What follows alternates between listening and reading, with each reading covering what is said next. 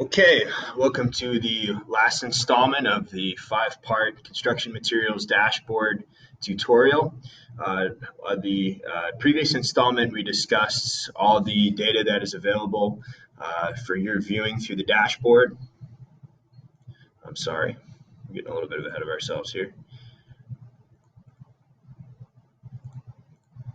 So we have all this data and all these columns that we can use to get an idea of what's going on with our testing and certification situation.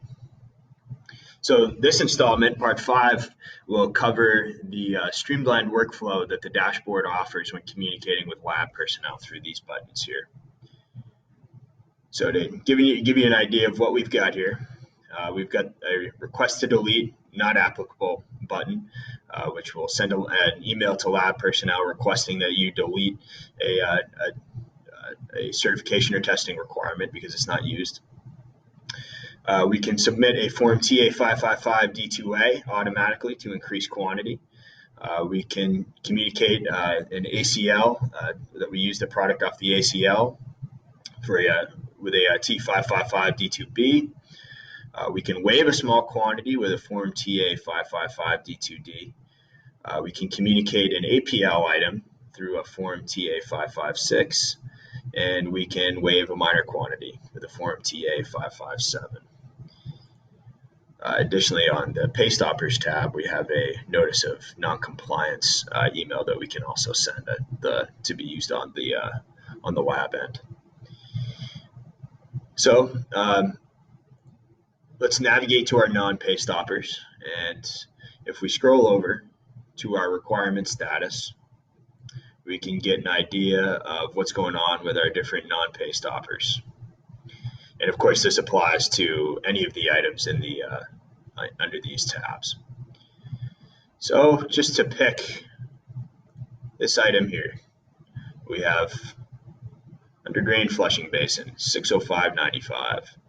And according to the dashboard, this item is going to require an ACL. This is on the ACL, so it's going to require a TA555 D2B.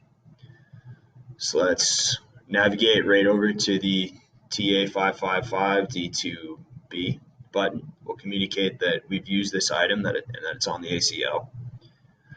We'll select the item that's on the ACL, return selected supplier. I'll fire up our email and fill out a message with all this predetermined text. This will give the lab personnel all the information they need to process a form TA555 D2B. So this will get you all covered on your ACL. We can send the lab any other specialized information down at the bottom. We can fully edit this email. We can edit any part of the predetermined text here if this is not accurate.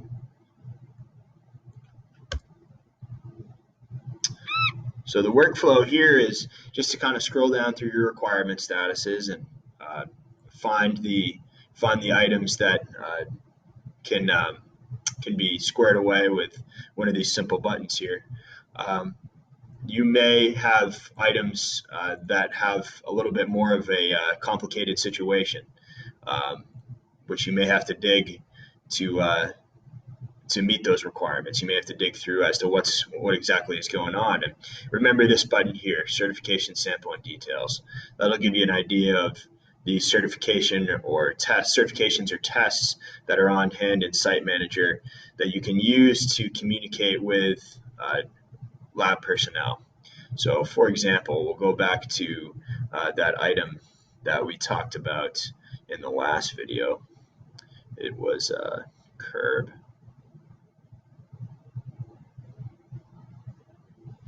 Where is it? Cast in place concrete curb. And as we talked about last time, we have a materials unit of measure and pay item unit of measure conflict going on here. So we can pull up the certification and samples that are on hand, and we've met these testing requirements, so we're good to go there.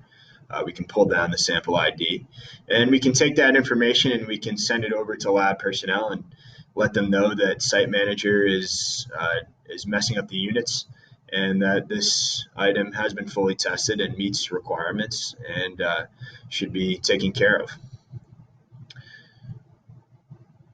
So that kind of gives you an idea of the workflow and increased efficiency that the dashboard provides us.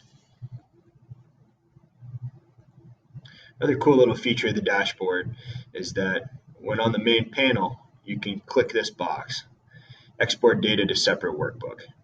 And when you hit the manage requirements button,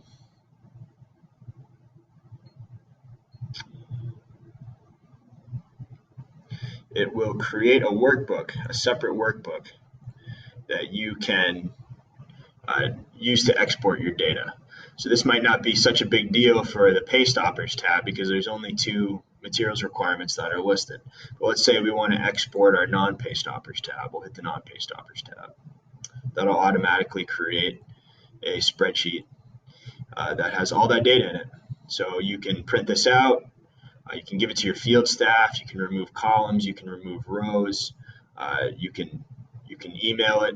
You can do anything you want with it. So this kind of increases your portability of the data that the dashboard spits out for you, sorts for you.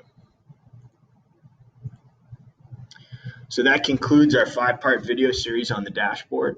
I hope you found it helpful and have a decent idea of what's going on with the dashboard now.